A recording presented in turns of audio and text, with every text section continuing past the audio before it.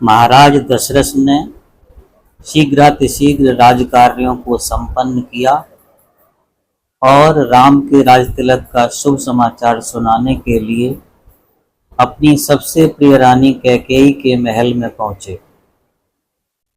कैकेयी को अपने महल में न पाकर राजा दशरथ ने उसके विषय में एक दासी से पूछा। दासी से ज्ञात हुआ कि रुष्ट होकर महारानी कैकेयी कोप भवन में गई है। महाराज चिंतित हो गए।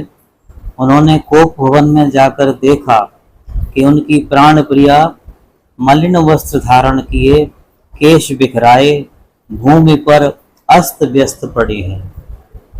उनकी इस अवस्था को देखकर आश्चर्यचकित राजा दशरथ ने कहा, प्राणेश्वरी, मुझसे ऐसा क्या अनिष्ट हुआ है कि क्रुद्ध होकर तुम कोप भवन में आई हो? यदि तुम किसी बात से दुखी हो तो मुझे बताओ, मैं तुम्हारे कष्ट का निवारण अवश्य करूंगा। महाराज के इस प्रकार मनोहार करने पर कैकेयी बोली, प्राणनाथ, मेरी एक अभिलाषा है, किंतु यदि आप उसको पूरा करने की शपथ पूर्वक प्रतिज्ञा करेंगे तभी मैं आपको अपनी अभिलाषा के विषय में बताऊंगी।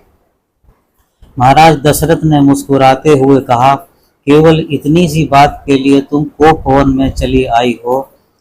मुझे बताओ तुम्हारी क्या इच्छा है, मैं तत्काल उसको पूरा करता हूँ। इस पर कैकेयी बोली, महाराज, पहले आप सौगंध लीजिए कि आप मेरी अभिलाषा अवश्य पूरी करेंगे। इस पर महाराज दशरथ ने कहा, हे प्राण प्रिय, इस संसार में मुझे राम से अधिक प्रिय और कोई नहीं है।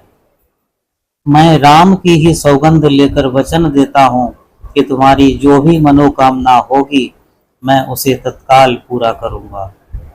महाराज सौगंध लेने से आश्वस्त हो जाने पर कैकेयी बोली, आपको स्मरण होगा कि देव और असुर के संग्राम के समय आपके मूर्छित हो जाने पर मैंने आपके प्राणों की रक्षा की थी और आपने प्रसन्न होकर मुझे 2 वर देने की प्रतिज्ञा की थी। उन दोनों वरों को मैं आज मांगना चाहती हूँ।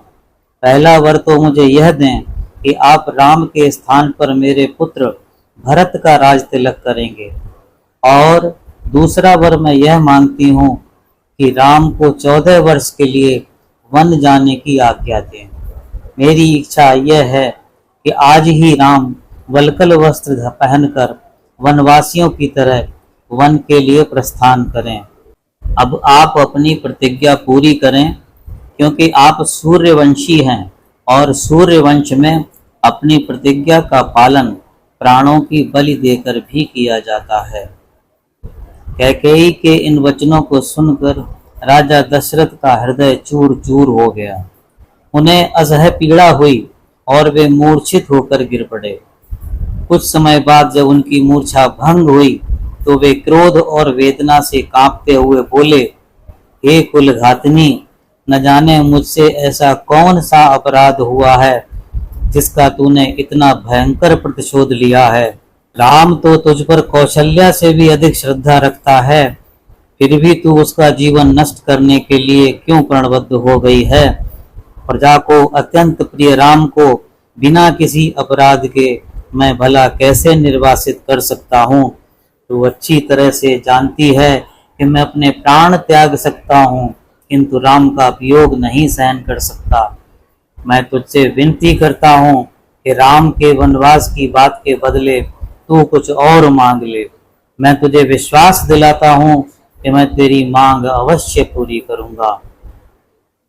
महाराज दशरथ के इन दीन वचनों को सुनकर कैकेयी बिल्कुल भी द्रवित नहीं हुई और बोली, राजन, ऐसा कहकर आप अपने वचन से हट रहे हैं, यह आपको शोभा नहीं देता। आप सूर्यवंशी हैं, अपनी प्रतिज्ञा पूरी कीजिए। प्रतिज्ञा से हटकर स्वयं को और सूर्यवंश को कलंकित मत कीजिए। आपके द्वारा अपना वचन नहीं निभाए जाने पर मैं तत्काल आपके सम्मुख ही विष पीकर अपने प्राण त्याग दूंगी। यदि ऐसा हुआ तो आप प्रतिज्ञा भंग करने के साथ ही साथ स्त्री हत्या के दोषी भी हो जाएंगे। इसलिए ये उचित है कि आप अपनी प्रतिज्ञा पूरी करें। सूर्योदय हो जाने पर गुरु वशिष्ठ मंत्रियों के साथ महल के द्वार पर पहुंचे और महामंत्री सुमंत को महाराज के पास जाकर अपने आगमन की सूचना देने के लिए कहा। कैकेयी एवं दशरथ के संवाद से अनजान सुमंत ने महाराज के पास जाकर कहा, हे राजाधिराज, रात्रि का समापन हो गया है और गुरु वशिष्ठ का आगमन भी हो चुका है, इसलिए आप शैया त्याग कर गुरु वशिष्ठ के पास चलिए। सुमंत के इन वचनों को सुनकर महाराज दशरथ को फिर से असह्य वेदना का अनुभव हुआ और वे फिर से मूर्छित हो गए। उनके इस प्रकार मूर्छित होने पर कुटिल कैकेयी बोली, हे महामंत्री, अपने प्रिय पुत्र के राज्याभिषेक से उल्लास के कारण महाराज रात भर सो नहीं सके हैं। उन्हें अभी अभी ही तंद्रा आई है। महाराज निंद्रा से जागते ही राम को कुछ आवश्यक निर्देश देना चाहते हैं। तुम शीघ्र जाकर राम को यहीं बुला लाओ। कैकेयी के आदेशानुसार सुमंत रामचंद्र को उनके महल से बुला लाए। राम ने अपने पिता दशरथ एवं माता कैकेयी के चरण स्पर्श किए। राम को देखकर महाराज ने एक लंबी श्वास ली और केवल हे राम कहा, फिर अत्यधिक निराश होने के कारण चुप हो गए। उनके नेत्रों में अश्रु भर आए। विनम्र स्वर में राम ने कैकेयी से पूछा, माता, पिताजी की ऐसी दशा का क्या कारण है? कहीं वे मुझसे अप्रसन्न तो नहीं हैं? यदि वे मुझसे अप्रसन्न हैं तो मेरा क्षण मात्र भी जीना व्यर्थ है। कैकेयी बोली, वत्स, महाराज तुमसे अप्रसन्न तो हो ही नहीं सकते, किंतु इनके हृदय में एक विचार आया है जो कि तुम्हारे विरुद्ध है, इसलिए ये संकोचवश तुमसे कह नहीं पा रहे हैं। देवासुर संग्राम में इन्होंने मुझे 2 वर देने का वचन दिया था। अवसर पाकर आज मैंने इनसे दोनों वर मांग लिए हैं। अब तुम्हारे पिता को अपनी प्रतिज्ञा का निर्वाह करने के लिए तुम्हारी सहायता की आवश्यकता है। यदि तुम प्रतिज्ञा करोगे कि मैं जो कुछ कहूंगी उसका तुम अवश्य पालन करोगे तो मैं तुम्हें उन वरदानों से अवगत करा सकती हूँ। राम बोले, हे माता, पिता की आज्ञा से मैं अपने प्राणों की आहुति भी दे सकता हूँ।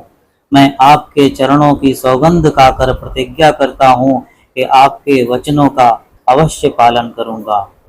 राम की प्रतिज्ञा से संतुष्ट होकर कैकेयी ने कहा, वत्स, मैंने पहले वर से भरत के लिए अयोध्या का राज्य और तुम्हारे लिए दूसरे वर में 14 वर्ष का वनवास मांगा है।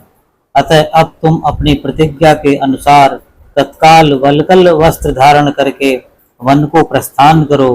तुम्हारे मोह के कारण ही महाराज दुखी हो रहे हैं, इसलिए तुम्हारे वन को प्रस्थान के पश्चात ही भरत का राज्याभिषेक होगा।